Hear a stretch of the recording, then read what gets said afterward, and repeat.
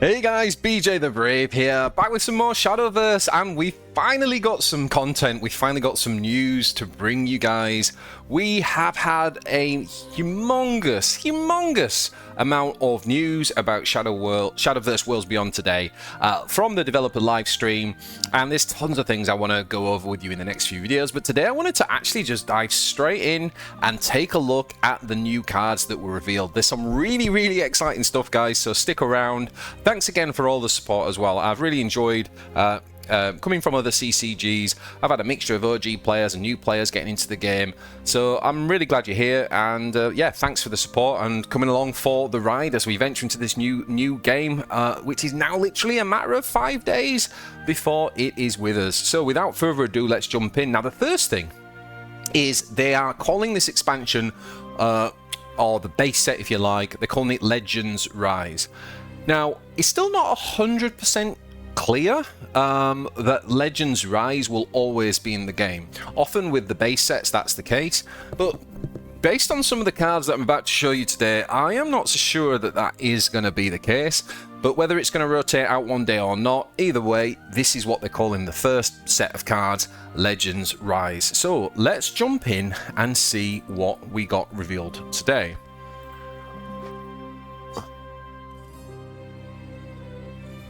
Okay, so I'm going to start with Forestcraft. I'm not going to go over the cards that we've already covered. Go and check out my all cards revealed so far 2 weeks before the release if you want to go and see my thoughts on the other cards. So Forestcraft, this is the first few cards that we've actually had revealed so far for Worlds Beyond Forestcraft, so that's kind of exciting. And yeah, they've brought back an old favourite, and that is the Killer Rhinoceroach. Now, this guy is a finisher, right, for like a sort of aggro combo Forestcraft deck. Basically what this guy says, it says fanfare for 3 cost, 3 power points, player points, is give this follower plus X plus 0. So in other words, X equals combo, and combo is how many cards have you played this turn. So in other words, you spend 3 player points on the card. If you've played 3 cards already, and bearing in mind Forestcraft has lots of tokens, lots of cheap tokens, so that's easy to do, and then it counts the Roach himself as one of the combo cards. So let's say you played 3 cards and then you play a Roach.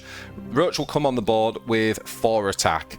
His defense is always 2, but the fact that he's got Storm means he can of course attack the enemy face. For those who are new to some of these keywords and still getting used to them, Storm means you can attack the turn you come on and go to enemy face. So it's a finisher, right? And of course, let me know, OG players, I don't know how big this guy got in the old game, but I imagine there are certain combos deeper into the game where you can play so many tokens, and this guy can be a real large threat. So overall, this card looks really good. Next up, we got Aria, Lady of the Woods. Really love the artwork on this one. And Aria basically is, again, fanfare. It says gain crest. Aria, Lady of the Woods. Now remember, crest is kind of like a hero ability, if you like, a leader ability, and you can have up to 5 crests active at any one time. And basically this crest says that whenever an allied pixie enters the field, give it Storm. And it also says summon 3 copies of Fairy. So let's take a look at Fairy. New artwork to the Fairy, and one of the interesting things is they've given Fairy Rush, which is quite a big deal because I think in the old game they didn't have Rush, they were just these little 1/1 tokens. But the fact that you can have multiple fairies and they can come on and they can chip away, I think that's really cool. So yeah, that's what we've got so far for Forestcraft. So now let's take a look at the next one we're going to look at is Swordcraft. Now I actually didn't cover some of the Swordcraft cards that had previously been revealed, so I'm going to quickly go through all of them. But the big one that was revealed today was Albert. So very quickly, let's just quickly look. Swordcraft, we've got Summon a Knight, fanfare, and the Knight is a 1/1. Alright, so we can see there we've got kind of like 2/3 stats for 2, that's pretty good. When an allied officer enters the field, give it Rush. So if this guy's on the board, allies are going to get Rush. So overall, nice little 2-drop. The Zirconia Iron Crown Ward.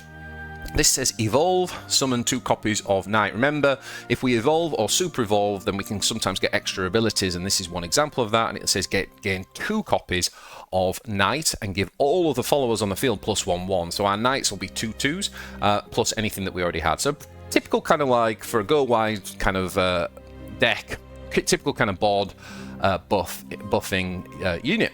All right. Next up we have Amalia. It's an 8-drop. It says fanfare. Summon 4 copies of the Steelclad Knight. Now the Steelclad Knight is like an enhanced Knight anyway, right? Because it's a 2/2.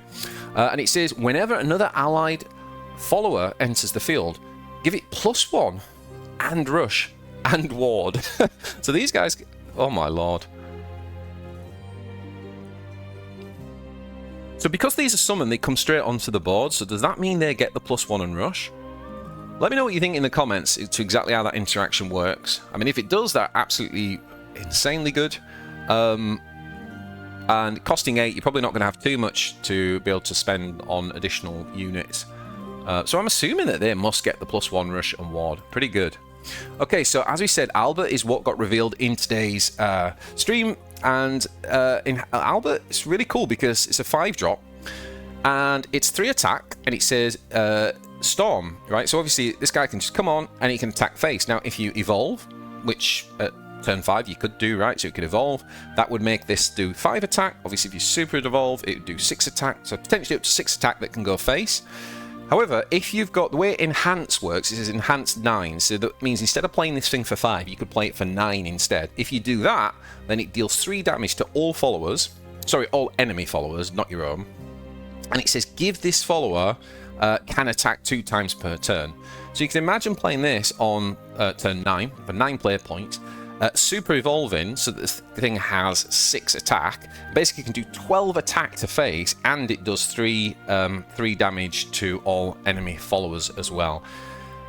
That's a pretty powerful turn 9. Last up we had Amelia, Silver Captain, which says draw 2 Swordcraft followers, recover 3 play points. Super Evolve, give all of the Swordcraft followers on the field barrier, which reduces, or I should say, eliminates the first instance of being hit. So pretty good. So I know some of those have been covered before, but I just wanted to give you a quick update because I've not covered those on my channel. But yeah, Alfred looking pretty tasty. Now let's go on to Runecraft. Now they've actually introduced 2 Runecraft cards today. One was the Dimension Climb, and when I first saw 18, I was thinking it was the old D-Shift, a card that I just spoke about in a recent video, and I looked at the most OP cards from the original Shadowverse. But apparently Dimension Climb is actually mimicking a unit that was in the old game rather than the spell. Basically what this does, it costs 18. Of course, we can't play it for that because we can only spend 10 max. But it's got spell boost. And so every time we cast a spell, you reduce the cost of this card by 1. So obviously we can make this card super cheap. And the ability itself says, return your hand to the deck. Okay, so you basically clear your hand, and then you draw 5 cards, so that means you could draw the ones that you just cleared, and it says spell boost your hand 5 times and fully recover your play points. So essentially you're like not paying anything for this guy, right? Because you fully recover your player points. I also think there's a nuance in this as well, which is that if you've buffed your hand and you then put those back in your deck and then you draw them again, I think they keep the buff that they originally had. I think that's right. I think I remember hearing that on the stream as well. So really powerful card. Obviously this is something that you want to be working to with your spells in Runecraft. So pretty nice. Okay, next up we've got Kion, 5-fold Master. All right, check this card out, boys. Check this card out. So it costs 7, it's a 3/3, it says Fanfare, which obviously is when the card is played. Summon a Celestial Shikigami. A Celestial Shikigami. A Demonic Shikigami and a Paper Shikigami. And it says Enhance 10, destroy all ally Shikigami followers, and summon the Noble Shikigami instead. If you super evolve, you can select an allied Shikigami follower on the field and give it Storm. So let me just talk you through this a second. So the first Shikigami you cast is this guy, who is a 4/5 with a ward. So opponent has to attack this basically before it can attack face. And it says last words, spell boost your hand 3 times. The other one, which was the Dimension, where is it? Dimension Shikigami, has rush, so it can attack an enemy follower on the turn it comes on, and it says last word spell boost your hand, so more spell boost. And the third one was the Paper Shikigami, which is also rush, and it says last words, because it's going to die, right? It's only a 2/1, spell boost your hand. So all 3 of them add a ton of spell boost, which is cool. But obviously, if it is enhanced 10, you can destroy all the Shikigamis to then summon the Noble Shikigami. And this guy, basically, when he enters the field, you give him plus X plus Y, and that's the total. So it's a buff to attack and defense. And X and Y equal the defense of allied Shikigami followers destroyed this turn. The total base attack and defense. So if you just look at these followers, you've got 5, 3, 1, right? So that's 9. Basically, that's 9 health. And then you've got 5, 9 attack as well, actually. So it's basically coming on as a 9/9, and then of course if you have if you super evolve, that 9/9 has Storm. So that seems like a really good card. Obviously that's if you're playing it on 10, right, to do that, but you can just play this guy on 7, not get the Noble out, and you still get the other 3 and boost your spell boost. That's the word I was looking for. Yeah, so I think this is a good card, guys. Let me know what you think in the comments. All right, next up we got Dragoncraft. Now I'm not going to go through all these. As I said, go and see the previous video that I did. But the one that we did see today, which was a new card, was Forte Blackwing Dragoon. Nice artwork. Really like this card. And basically, this card is really interesting because for 6 play points, it's got 5 attack and Storm. Now again, if we evolve, that's 7 attack. If we super evolve, that's 8 attack. So that the potentially, especially if you're going second, you could potentially play this on turn 6, right? And then you, with the extra player point that you get for going second, and super evolve it, and then attack face for 8. But the other interesting thing is it's got Intimidate, which means that it can't be removed. It can't be attacked by other enemy followers, right? So even though it's only got 2 health, your opponent better have a spell. They better have a removal spell, because it can't be attacked by the followers. So this could be another really good burst finisher. Very, very interesting Dragoncraft card. Okay, next up we have the Abyss. Now, what did we get revealed in Abyss today? Let's have a little looky. We got the Medusa. All the other cards were previously out. So Medusa's a 7 cost, 3/7. It says rush, can attack 3 times per turn. Now, that's pretty good in itself, right? You'd think, okay, yeah, can attack 3 times. That's pretty good with the 7 health. It's probably going to be alive to do that. But no, it's got Follower Strike. And I believe the way Follower Strike works is that you inflict your damage before your opponent hits you back, which is quite powerful. But it's very powerful when the ability for Follower Strike is destroy the opposing follower. So you're basically going to come on, hit something, kill it, attack another thing, kill it, attack another thing, kill it. So this is an AoE card, basically, guys, a really strong AoE card for Abysscraft. Very, very interesting. I can't wait to play some of these cards. Next up, we got Havencraft, and similar to Swordcraft, I missed a few of these cards in my first reveal, so I will go over them. Sorry if you've already seen these, but very quickly, I'll be quick on the old one. Serene Sanctuary, I love the design of this card, guys, really nice. It's a 1-drop, but you can play it as a 2-drop, essentially, if you want, because engage means you can spend the extra point, and if you do, it says it will advance the amulet's count by 1. What does it do? Well, it's got countdown 3, so 3 turns later, essentially, it will die or go away, and then it will draw you 2 cards. Really, really nice turn 1 play for sure, especially because you can actually obviously drop it just as 1, but if it's later in the game and you've got that extra 1 player point to spend, you can do the engage. So I like the design of this because it gives you as a player that kind of flexibility to really like maximize your mana curve. So very nice card. Next up, we had Lapis, which says gain crest, Lapis Shining Seraph, and the crest basically gives you countdown 2, last words, resummon it. And also, Seraph, then has Storm. So the thing about that is it's quite a powerful ability, right? Because it's kind of like a phoenix. It can never die, and it comes back on and it has Storm, so it gets more powerful. But the problem is it's very slow. Like you're playing, you need 8 player points to play this, then you've got to wait another 2 turns. Honest to God, I could be wrong, but unless we end up in a very slow control type of meta, I don't think this card's going to be that great. Next up we have Jean, Saintly Knight, another 8-drop. Fanfare on this one says, deal 6 damage to all enemy followers. Give all other allied followers on the field +2/+4, and it has Ward as well.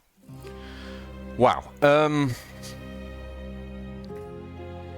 This seems really good. I mean, imagine you're fighting for board and you're slightly behind. Maybe you've got 1 unit, they've got 3. Obviously, your Fanfare clears their board, and then you buff your mate, and you've also got Ward, right? So they've got to work through that before they can start attacking face or other units.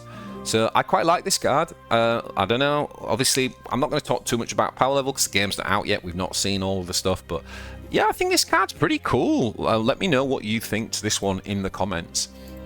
And then we have one of the cards that was previously revealed. It costs 5-drop. And on Fanfare, you restore 3 defense to your leader. Ward, if you choose to evolve this card, it's not a bad target in the middle of the game. It deals 3 damage to all enemy followers. So really nice catch-up card for Havencraft. If you're playing like a control build and you want to kind of like heal any early damage and then kind of clear like little small minions, this is a really, really nice mid-game option, I think. So yeah, that's the Havencraft. Let's take a look at Portalcraft. Now, guys, obviously, as we know, we already had most of these cards in the previous video, but we've had an absolutely unbelievable, card drop. And we also had this as well, the Doomright Resurgence. I'm going to talk about these two together because they kind of play into each other. Now, I just want to kind of like show you how crazy this is. Just a second. I'm going to actually just show you something.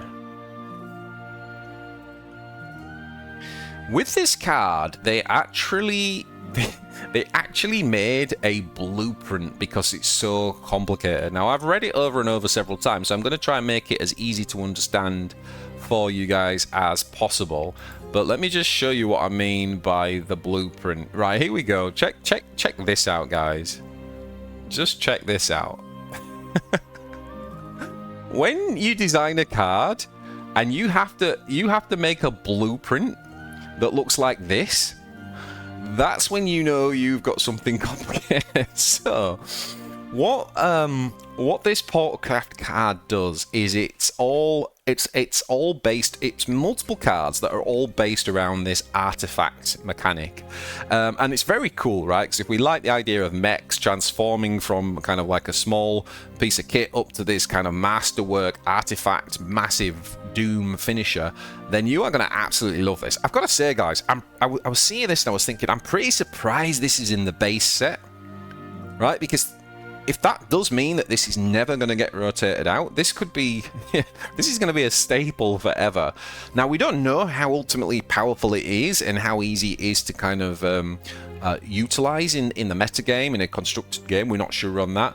But let's just talk about how this thing works. So you start with gears, and basically it's got fuse. So fuse is you can select the card in your hand, and you can select fuse and fuse it with another card that has the word artifact in it, right? And then basically when you do that, it replaces the cards that you fused with an upgrade, if you like, and that's represented by going from gears to first form to second form. So the first form are these kind of like 3-drops units, and the second form are these 5-drop units, and then your final form is the Masterwork Artifact. So, with that said, let me explain how this works and just show you the example. Here we go. Okay, so you start off with this one costing spell, right? And it says, add Gear of Ambition and Gear of Remembrance to your hand. Right. So, the Gear of Remembrance says, fuse artifact amulets, and when you fuse to this card, you transform it into one of those 3 drops that we talked about, which is the Fortifier Artifact. Okay, so if I show you on here,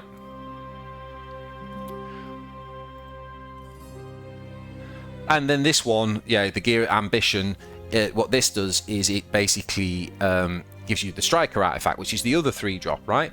So you start off with this 1 drop, yeah, and it says it puts the other 2 1-drop spells in your hand, right? And whenever you basically get those, you can then either play them or you can just fuse them together. And you fuse them together, obviously. And then you're going to get the 3 drops. So the 3 drop, the Striker Artifact, let's start here. Oh, here we go. Basically what this does is it says fuse artifacts. When you fuse this card, transform it based on the total cost of the cards fused. So if the total cost was 1, you get Artifact A, Alpha. If it costs 2, you get Artifact Beta, and if it's 3 or more, you get the Artifact Y. All right. So let's take a look at those, and these are basically 5 drops. Okay. So the A drop basically is a 3/5, and it says at the end of your turn, restore 3 defense to your leader. The Beta is 4/4, and it says at the end of the turn, deal 3 damage to the enemy leader. And the Y 5 cost says at the end of your turn, deal 3 damage to all enemy followers, and that's a 5/3. So they're all right, but obviously if you look at these cards and you think about playing them as a 5-drop on their own, then they're not, they're not amazing. I mean, clearly if you're playing like Forestcraft and they've got loads of tokens down, then you might actually look at this and say, situationally, this is pretty good. It might be exactly what you need, is to deal 3 damage to enemy followers. So there will be situations where playing these for 5 are pretty good. But the other thing you can do with them is you can fuse them. So this is Artifact A, and it says if you fuse it with Artifact B and Artifact C, then you transform it into the Masterwork Artifact, which is the Big Daddy. Now, this is where I'm going to show you this other card. We were revealed today, the Doomright Resurgence, and it's a 5-cost spell, and it says select 2 followers in your hand that cost 5 or less, 2 artifact followers, summon an exact copy of each. So that means instead of costing you, if you target the 5 drops, instead of it costing you 5 to put one of those on the board, you play this spell for 5 instead, and you get 2 of them on the board, right? So they're almost costing 2.5 each. So much better value doing it this way. Okay. Now, in addition to that, it says at the end of your opponent's turn. So it says select 2 artifact followers in your hand that cost 5 or less, summon an exact copy of each, and give the exact copies at the end of your opponent's turn. Destroy this card. Okay, now the beautiful thing about that is the 2 original 5 drops are now left in your hand, right? Which means that you can still fuse them. So that is kind of like how you want to be playing the 5 drops, ideally, is using the Doomright Resurgence. Now on to the main event. When you fuse all of the 5 drops together, this was the other 3 drop, by the way. Okay, when you fuse all of the 5 drops together, you get the Masterwork Artifact. This thing is a 10/10. It says fanfare, deal 5 damage to all enemy followers and restore 5 damage to your leader. This thing has Storm, so you can attack on the turn you come on, including enemy face. Ward, so it's the defender, they've got to get through a 10/10, and it's got Aura, so it can't be targeted by a spell. So that is absolutely phenomenal. Obviously, if you get the Masterwork Artifact off, if you're able to do the thing all the way up to that, then it's absolutely going to go off. And I just show you that graphic again, guys, because it's just funny. Just look at this. Just look at this, guys. Yeah, so as you can see, you play the 1 drops up to the 3 drops, up to the 5 drops, up to the 10 drop. I am super pumped to see this card in action, guys, and give it a go. Like, to figure out the nuance, obviously, of when you don't aim for getting the final form and you use the second forms, and how good they actually are playing them on their own. I'm really curious about how they managed to balance this card, if I'm honest with you, because it just seems so wacky and such a complicated system for a base set game. I mean, my God. If you're a beginner and you're looking for an easy entry into the game, probably don't play this deck. But I think I've got my head around it. It took me a little while. But hell, you've got to give them 10 out of 10 for the creativity, right? Like, and I've always loved this. I used to play the Elder Scrolls Legends, and they used to have a deck that did a similar thing where you could keep adding to this robot kind of thing, and just keep adding parts, and it get bigger and bigger and bigger. And it really reminds me of that. So if you really love like the combo type of decks with a big payoff, then you are absolutely going to love this card. So there we go, guys. That's all of the cards that we got revealed. Let me know what you think in the comments. Thanks again for all the support, and I'm going to be back with some more videos this week, with some focusing on some of the other big news that came out of the stream event. So yeah, thanks again, guys, and I'll see you guys soon. Take it easy.